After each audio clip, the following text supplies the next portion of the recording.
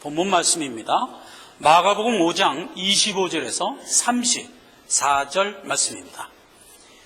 12회를 혈루증으로 앓는 한 여자가 있어 많은 의원에게 많은 괴로움을 받았고 있던 것도 다 허비하였으되 아무 효험이 없고 도리어 더 중하여졌던 차에 예수의 소문을 듣고 무리 가운데 섞여 뒤로 와서 그의 옷에 손을 대니 이는 내가 그의 옷에만 손을 대어도 구원을 얻으리라 하밀러라.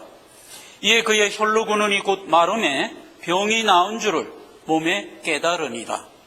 예수께서 그 능력이 자기에게서 나간 줄을 곧 스스로 아시고 무리 가운데 돌이켜 말씀하시되 누가 내 옷에 손을 대었느냐 하시니 제자들이 여짜오되 무리가 에워싸 미는 것을 보시며 누가 내게 손을 대었느냐 물으시나이까 하되 예수께서 이 일 행한 여자를 보시려고 둘러보시니 여자가 저에게 이루어진 일을 알고 두려워 떨며 와서 그 앞에 엎드려 모든 사실을 여짜온대. 34절 예수께서 가라사대 딸아 내 믿음이 너를 구원하였으니 평안히 가라. 내 병에서 놓여 건강할지어다. 아멘. 혈루증 여인이라는 제목으로 오늘 은혜를 받고자 합니다. 12회 혈루증 앓던 여인이 하나 있었답니다. 이 혈루증이 아주 오래되었다라는 뜻이고 더 정확히 얘기하면 이 혈루증 여인은 나면서부터 혈루증에 시달리고 있었다라는 의미를 포함하는 그런 의미의 12해입니다.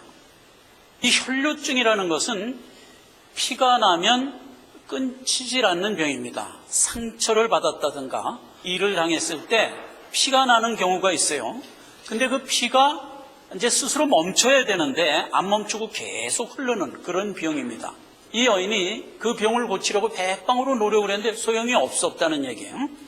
그러던 차에 예수의 소문을 들은 겁니다. 예수께 가면 병을 고칠 수 있다 하더라 하는 소문을 듣고 예수를 찾아갑니다. 이 동일한 얘기가 이제 누가복음에 보면 이렇게 되어 있습니다. 예수께 어떤 회당장 야이로라는 사람이 와서 내 딸이 지금 죽을 병에 걸려서 죽어갑니다. 그러니까 오셔서 고쳐주십시오. 이렇게 간청을 하니까 예수님이 그래 그럼 너희 딸에게 가자. 그래갖고 이제 회당장 야이로의 집에 가는 중이었습니다. 그때 이제 많은 사람들이 예수의 소문을 듣고 예수를 옹이하여 밀고 땡기고 하면서 그런 가운데 이제 예수님이 회당장의 집을 향하여 가고 있을 때 이 혈루증 여인이 예수를 만나러 간 겁니다. 가보니까 이제 사람이 너무 많아서 도무지 예수께 접근을 할 수가 없으니까 어찌어찌 하다가 밀려서 간신히 예수의 등 뒤까지 간 거예요. 그래가지고 예수를 뭐 만날 재간이 없으니까 손을 뻗쳐서 예수의 옷가에 살짝 타치를 했다 이런 얘기예요. 누가 보면 그렇게 돼 있어요. 옹이하는 가운데 예수의 뒤에서 타치를 하였다 이렇게 됐어요. 그러니까 즉시 자기 몸의 혈루 근원이 깨끗이 난 것을 몸이 느꼈어요. 이런 이제 기적이 일어난 겁니다. 그랬는데 그 많은 군중 틈에 밀리면서 가시던 예수님이 딱 돌아서더니 누구냐 하고 이제 물은 거예요. 그랬더니 이제 여기서는 제자들이 이렇게 얘기했다는 거 아니에요? 지금 많은 사람들이 밀고 땡기고 하는데 누가 내 몸에 손을 대었냐 이렇게 물으시면 어찌합니까? 이런 상황이에요. 이해를 하시겠죠? 누가복음에는 어떻게 돼 있냐면 베드로가 물은 거예요. 항상 베드로가 이런 때마다 이제 나서지.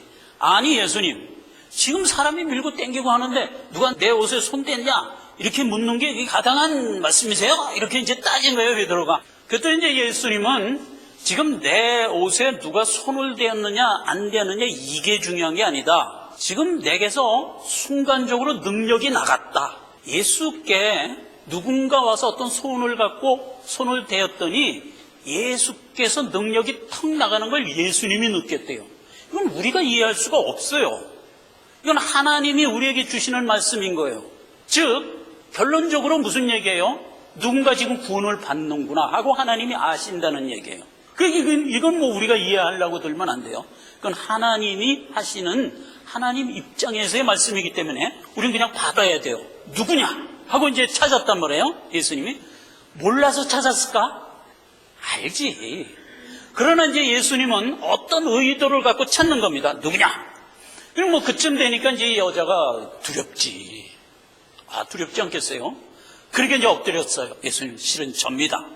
그러면서 이제 고생을 하고 별짓을 다 했는데도 안 났는데 소문에 들으니까 예수님께 가면 난다 하더라 하여 왔는데 사람이 너무 많아서 예수님을 대면할 수가 없어서 이리 했습니다. 이렇게 얘기했단 말이에요. 그랬더니 예수님이 오늘 34절입니다. 예수께서 가라사대 따라 내 믿음이 너를 구원하였으니 평안히 가라. 그리고 이제 한 말을 더 합니다. 내 병에서 놓여 건강할지어다. 이렇게 얘기를 한 겁니다. 자, 여러분, 오늘 이 말씀이 이 혈루증 여인 사건의 결론이고 우리가 받아야 될 말씀입니다. 오늘 예수님이 우리를 구원하시고 우리를 향하여 명합니다. 내가 평생 성화의 여정을 영육간에 강건하게 살다가 내게로 오라 라고 하는 말씀이다 말이죠. 지금 이 혈루증 여인 사건은 성경에서 우리가 흔히 보는 표적 사건이에요. 뭐 여러 가지 표적이 있었죠. 중풍병 낫게 하는 표적, 하면서부터 소경된 자 눈 뜨게 하는 표적, 그리고 여기 얘기한 혈루증 여인이 혈루근원을 말아 낫게 하는 표적, 이런 표적들이 쭉 보여져요. 그런데 이 표적은 무엇의 목적을 두고 우리에게 보여주고 있는 거예요? 지금 구속 역사의 어떤 얼개를 우리 보고 알리는 거죠. 그래서 이제 오늘 그 얼개를 살펴보고자 하는 거예요. 자, 우선 혈루증부터 좀 살펴보도록 하겠습니다. 혈루증은 아까 얘기한 대로 피가 그치지 않고 흐르는 병입니다. 그런데 성경에서 피는 무엇에 대한 상징으로 되어 있어요? 생명에 대한 상징이에요. 레위기 17장 11절에 이렇게 기록되어 있습니다. 육체의 생명은 피에 있음이라 생명이 피에 있으므로 피가 피를 속하느니라, 이렇게 되어 있는 얘기예요. 그러니까 성경에는 우리가 가진 영생을 어떤 모형에 담아서 설명하고 있어요. 피가 우리가 가진 영생에 대한 모형이라는 거예요. 성경에는 피 말고도 많은 모형들이 있어요. 예를 들면 생수, 영생에 대한 모형으로 주었어요. 그런데 오늘 이 혈루증에서는 피예요. 물론 육신적으로도 피가 없거나 부족하면 죽습니다. 그러니까 피가 생명이라는 얘기는 그런 의미에서도 이제 일맥상통하는 얘기고, 성경은 여기서 피가 생명이라는 얘기는 상당히 많은 의미를 가지고 있어요. 왜냐하면 예수 그리스도가 피를 흘려 우리에게 생명을 주었거든요. 그러면 예수의 피가 생명이라는 것은 무엇을 지칭해요? 영생을 지칭하는 거예요. 그렇죠? 그런데 생명은 생명으로 속하는 거예요. 피는 피로 속하는 거예요. 그러니까 우리에게 피가 없다는 얘기, 여기서 얘기하는 것은 피가 자꾸 흘러나간다는 얘기는 우리에게 생명이 머물러 있지 못하다는 것에 대한 어떤 선언인 거예요. 즉, 우리는 지금 생명을 영생으로 취하여 산자로서 가지 못하고 자꾸 생명이 나에게서부터 나가는 거야. 그러니까 나는 생명 없는 죄인이 되어 살고 있다라는 것에 대한 모형이란 말이에요. 일단 혈루증 여인이 그 얘기란 말이에요. 그런데 그렇게 죄인인 자에게 생명을 갖게 하는 무슨 방법이 있을까? 예수님이 참 생명이기 때문에 예수님의 생명이 나에게 덧입혀지지 않는 한 우리는 생명을 가질 수가 없는 거예요. 그러니까 여기서 레위기에서 얘기한 대로 피는 피로 속하고 생명은 생명으로 속한다 하는 얘기에 얼개를 우리가 일단 기본적으로 알고 들어가자고요. 자, 그래서 이 혈루증 여인은 그 생명이 자기 몸에 머물러 있지 못하고 계속 자기 몸으로부터 떨어져 나가는, 그게 이제 전제된 거예요. 레위기 15장에 보면 피가 자꾸 흘러나가서 병이 되어 있는 유출병, 여기 얘기하는 이제 혈루증 병에 대한 치료 방법에 대한 구절이 있어요.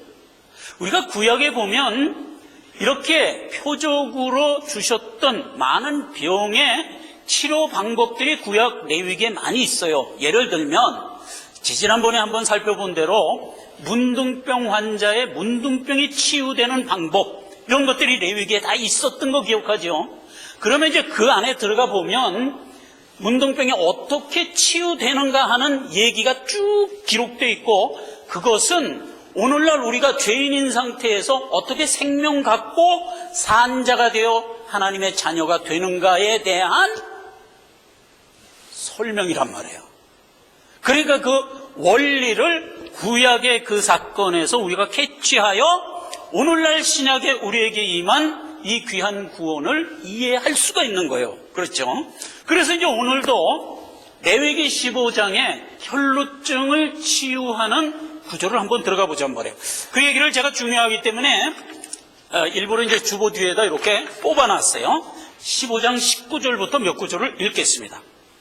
어떤 여인이 유출하되, 유출이 뭐예요? 피가 자꾸 흘러나가되 그 유출이 피면 7일 동안 불결하니 무릇 그를 만지는 자는 저녁까지 부정할 것이요.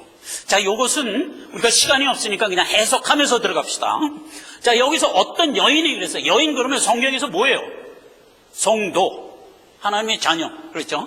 어떤 하나님의 자녀가 유출이 되면, 피가 자꾸 흘러나가면 7일 동안 부정하대요. 요건 무슨 얘기냐?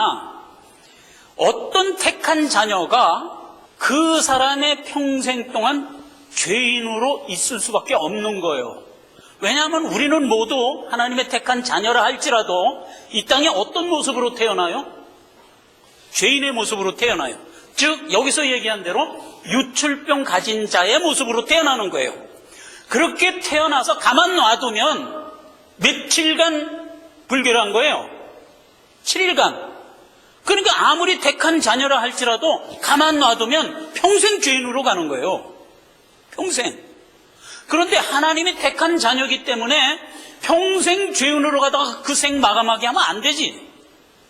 그건 하나님 입장에서 안 되잖아요. 그러니까 자기 택한 자녀를 구원은 하는데 언제 구원을 할 거냐 하는 거에 대한 말하자면 그 포인트를 우리 보고 이해하라는 거예요. 언제일까? 내가 만약 불성실하게 평생 주를 바라보지 않고 살면 십자가상의 강도처럼 죽기 1분 전에 구원 안 되니까 이런 억울한 일 당하지 말란 말이에요. 이왕에 한평생을 살 바에는 하나님이 우리에게 고쳐주시는 이 유출병을 일찍 깨닫고 하나님의 산자가 되어 살아가야지. 십자가상의 강도처럼 죽기 1분 전에 간신히 깨닫고 오는 이런 억울한 일을 당하지 말란 말이에요. 그 얘기가 내포되어 있는 얘기예요. 유출이 된 상태에서 가만 놔두면 7일간 부정화되니까. 성경에서 7일? 우리의 평생이에요. 안 시키잖아요. 그러니까 우리의 평생 부정한 거예요. 자, 그런 상황에서 21절. 그 침상을 만지는 자는 다 옷을 빨고 물로 몸을 씻으라. 22절. 그 좌석을 만지는 자는 다 옷을 빨고 물로 몸을 씻으라. 이렇게 계속 이어져요. 무슨 얘기예요? 그가 유출된 상태에서, 죄인인 상태에서 살아가는 모든 삶의 한 단계 한 여정은 다 불결하다 이거예요. 침상에 있으면 침상 불결하고 의자에 앉으면 의자 불결하고 이 얘기가 그 얘기예요. 그가 살아가는 삶 전체가 다 죄인의 삶을 살 수밖에 없지 않느냐 이 말이에요. 그렇게 이제 일단 상황을 설명하는 겁니다. 그리고 28절. 그의 유출이 그치면 7일을 센 후에 정하리니, 이렇게 느닷없이 어떤 결과가 툭 나오는 거예요. 그렇게 유출병으로 불결하게 이렇게 나가던 자가 어느 날 유출이 딱 끝쳤어. 그러면 이제 병 나은 거잖아요. 그러면 7일을 센 후에 정한대. 이게 무슨 말일까? 그가 유출이 거치면 병이 난 거예요. 그러면 모형을 본체로 들어와서 보면 무슨 얘기예요? 구원을 받은 거예요. 그러면 정하지, 당연히. 유출이 그치는 순간에 나는 구원을 받은 거니까 정한 거잖아요. 정한 건데 여긴 뭐라 그랬어요? 7일 센 후에야 정하게 된대. 요 얘기는 말씀 말미에 제가 요 얘기는 정돈할 거예요. 우리가 미리 결론적으로 얘기하면 구원을 받고 산자가 되어 살지만 우리의 일생을 다 지나고 나야 완성되는 거예요. 벌써 생명은 가졌지만 아직 자라나야 된다는 의미가 지금 내포되어 있는 얘기예요. 그렇게 하고 그는 제8일에 산비둘기 둘이나 집비둘기 새끼 둘을 자기를 위하여 취하여 회막문안 제사장에게로 나가라, 이렇게 돼 있어요. 자, 요 얘기는 우리가 지난번에 문둥병 살펴볼 때도 한번 살펴봤죠. 여러분 기억나죠? 예, 문둥병을 어떻게 고치냐? 일단 문둥병이 없어지면 산비둘기, 집비둘기 가지고 제사장에게 가서 드려라, 이랬던 얘기 기억하죠? 그래서 이제 이 산비둘기, 집비둘기가 굉장히 재미있는 얘기라고요. 원어에 들어가 보면 산비둘기는 끈, 토틀 그래갖고 끈, 그 다음에 집비둘기는 요나 그래갖고 그게 복음이에요. 그 무슨 얘기예요 지금? 유출이 그치면 끈, 예수님과 한 몸을 이루어, 그렇죠? 한 몸을 이루어 집비둘기 복음 들고 네 평생을 주 믿으며 살아라, 이 소리라니까. 요나가 무슨 얘기예요? 요나가 하나님은 나를 구원하신다라는 뜻이 요나예요. 왜 그게 요나냐? 성경에 그렇게 가르쳐주고 있어요. 자, 보세요. 요나서에 보면 요나가 물고기 뱃속에서 하나님께 기도하는 얘기가 2장 9절에 이렇게 기록되어 있어요. 나는 감사하는 목소리로 주께 제사를 드리며 나의 소원을 주께 감나이다 집비둘기 하니라, 이렇게 기록되어 있어요. 다시, 나는 감사하는 목소리로 주께 드리며 그 다음에 제사를 드리고 나의 소원을 주께 감나이다 하면서 집비둘기 하니라. 이 집비둘기가 원어로 뭐라고요? 요나 하니라. 그런데 우리말 성경에는 그 요나라는 단어 대신에 뭐를 넣었어요? 요나를 풀었지. 그래갖고 구원은 여호와께로서 말미암나이다 하니라, 이렇게 푸른 거예요. 그러니까 요나라는 말이 뭐예요? 그게 복음이에요. 구원은 여호와께로서 말미암나이다, 이게 복음이잖아요. 지금 유출이 그치면 어떻게 하라는 거예요? 복음 들고 끈, 산비둘기 끈, 토틀, 예수와 한 몸을 이루어 제사장에게로 나가라. 그러니까 주 믿으며 네 평생을 살아라, 이렇게 된 얘기잖아요. 레위기 15장 얘기가 이게 지금 신약을 얘기하고 있는 거예요. 지금 신약 성경 그대로 얘기하고 있는 거예요. 자, 그렇게 하고 30절, 제사장은 그 집비둘기 산비둘기를 받고 그 하나는 속죄제로 하나는 번제로 드려 유출로 부정한 여인을 위하여 여호와 앞에 나가서 속하라, 이렇게 된 얘기예요. 이게 뭐예요? 그건 예수 그리스도의 구속 사역을 의미하는 얘기잖아요. 이건 우리와 상관이 없어요. 우리가 드린 집비둘기 산비둘기를 제사장이 들고 하나님께 가서 우리의 죄를 땅 하고 씻어주는 거예요. 이것은 하나님과 예수님과의 구속 사역에 대한 영적 내용을 얘기한 거예요. 우리와 상관이 없어요. 우리는 다만 뭐예요? 집비둘기 산비둘기를 예수께 드리면 되는 거예요. 그러면 예수님이 그걸 받고 우리를 구원하여 생명 주는 거예요. 하나님께 가서 생명 받아 우리에게 주는 거예요. 이렇게 된 영적 얘기단 말이에요. 자, 이게 지금 유출병이 든 자가 어떻게 유출병을 고칠 건가 하는 것에 대한 규례라고요. 자, 그러면 여기서 우리가 한 가지 확인합시다. 지금 혈루증을 앓는 여인이 지혈이 됐어요. 지혈이 됐는데 여기 얘기에 어떻게 했더니 지혈이 됐다 하는 방법이 있어요, 없어요? 없어요. 아, 이거 없는 거예요.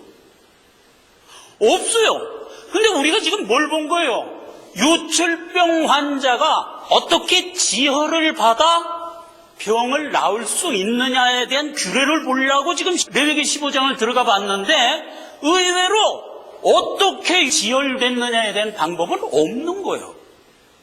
그냥 다만 28절에 뜻 뭐가 나와요? 그렇게 유출되어 부정한 상태에서 7일을 살고 있던 자가 뜻 지혈이 된 거예요. 그냥 느닷없이 지혈이 됐다고 나오는 거예요.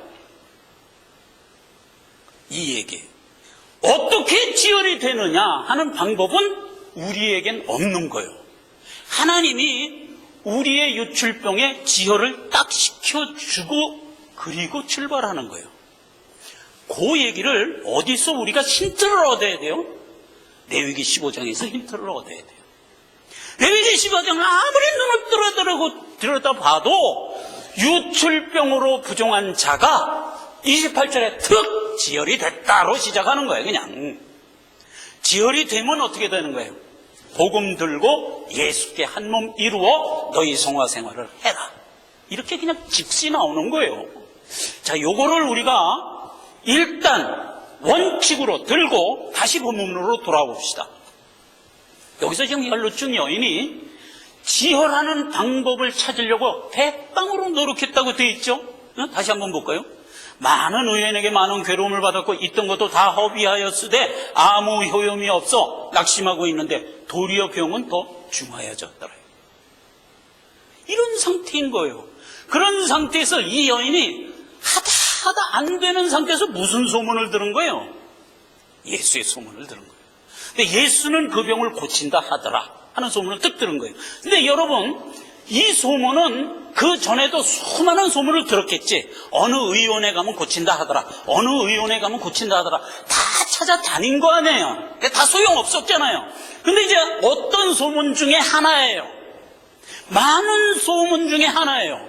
뭐예요? 예수께 가라, 그러면 고칠 수 있다더라. 그러니까 반신반의하면서 지금 예수께 나온 거예요. 세상에 나와보니까 예수를 만날 재간이 없네. 그러니까 그냥 간신히 손을 뻗쳐서 예수의 옷가에 손을 대면 혹 낫지 않을까 하는 마음을 갖고 타치를 했더니 땅 끝인 거예요. 자, 그러면 여기서 우리가 뭐를 발견할 것 같아요? 지혈하는 방법을 찾아낸 거 아니에요?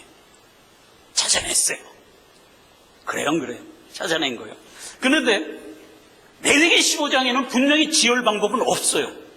그냥 지혈된 이후의 상황만 기록하고 있어요. 그럼 신약과 구약이 좀 다른가? 신약에도 분명히 지혈 방법이 없어야 되는데 어떻게 예수께 타치를 하니까 지혈이 됐을까? 이건 방법으로 분명히 우리가 받을 수밖에 없도록 돼 있어요. 이 문제 해결하자고요. 그럼 신약에는 반드시 타치를 해만 지혈이 된다고 되어 있을까? 아니요. 신약에도 하나님이 지혈시켜줘요. 그 얘기를 확인하자. 다 함께 요한복음 1장을 펴시기 바랍니다. 9절부터 몇 구절을 읽겠습니다.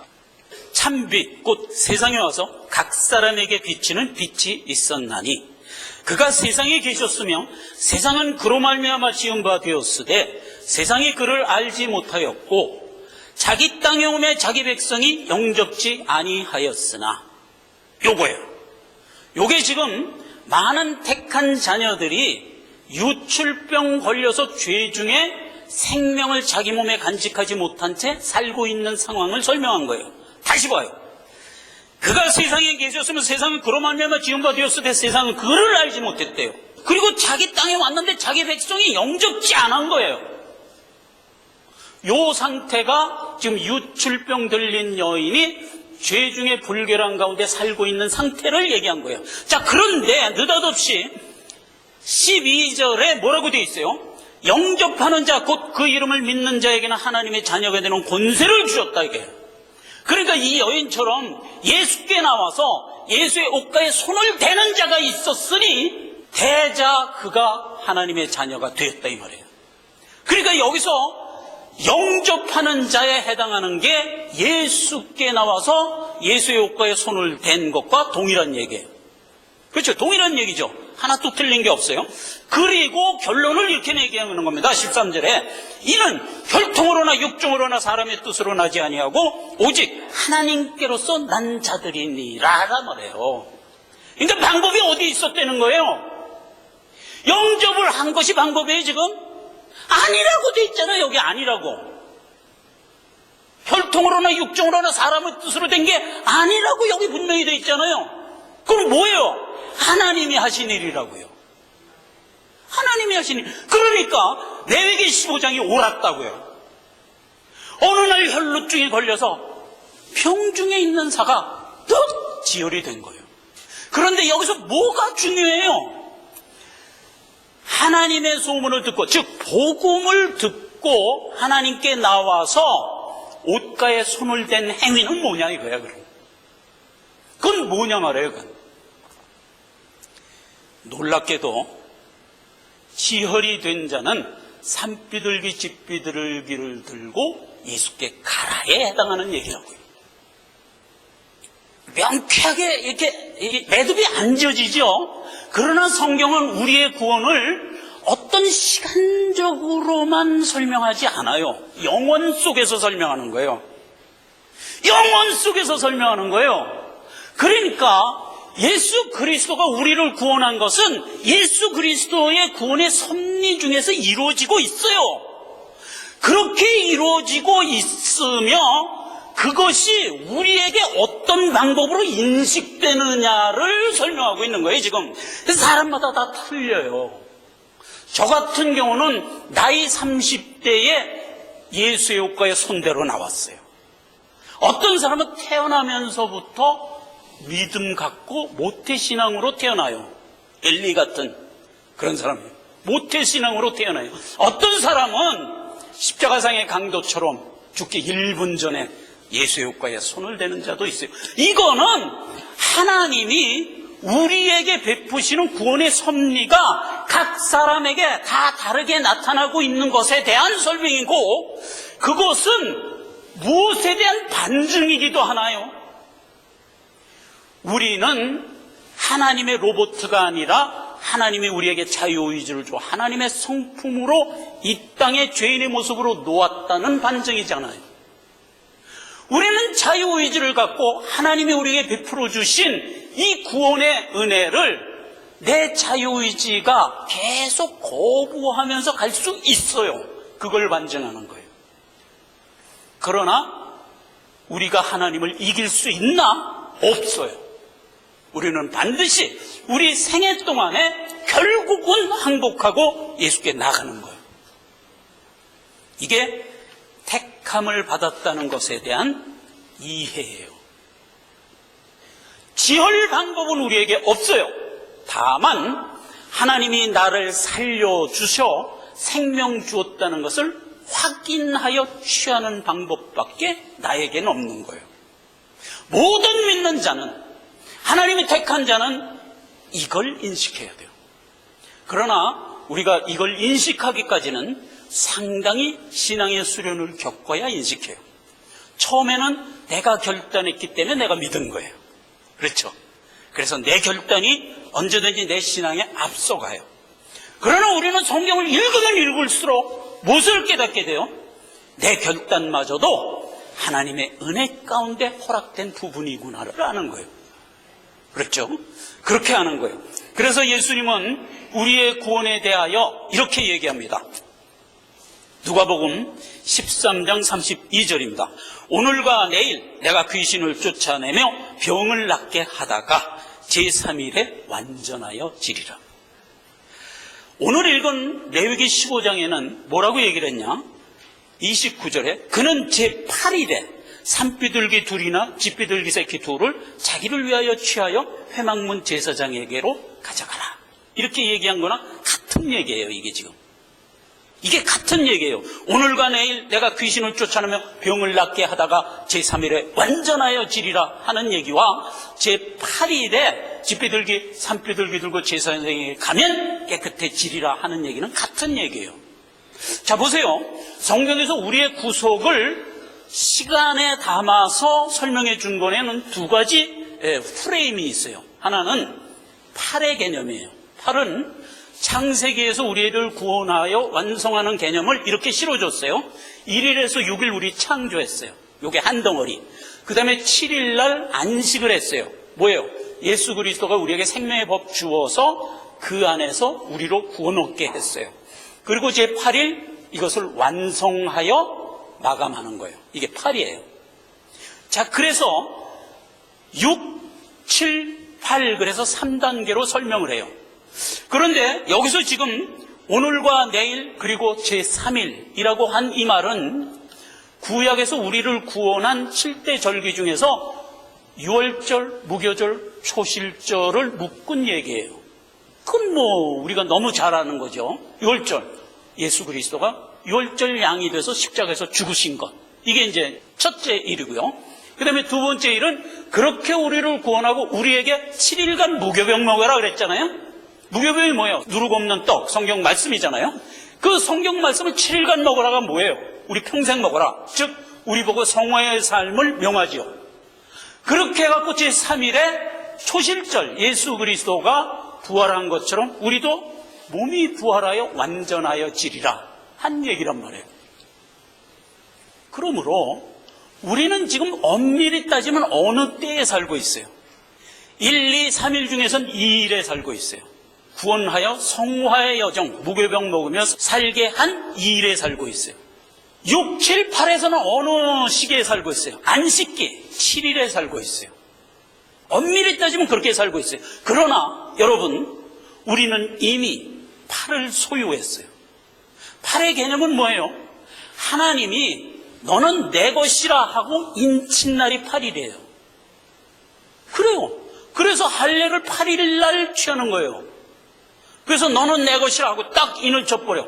그럼 하나님이 내 거라고 한 이상 끝난 거예요, 그건. 아니, 하나님이 내 거라고 해서 하나님 장중에 붙들고 있는데 누가 감히 와서 거기서 빼내가겠어요? 우린 무조건 끝난 거예요.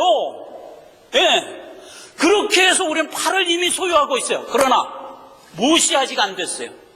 완성은 안 된 상태에서, 완성은 되지 않은 상태에서 하나님의 장중에 이미 속하여 7을 살고 있어요. 그런 의미에서 우리는 지금 이미 8을 소유한 자예요. 1, 2, 3에서도 마찬가지예요.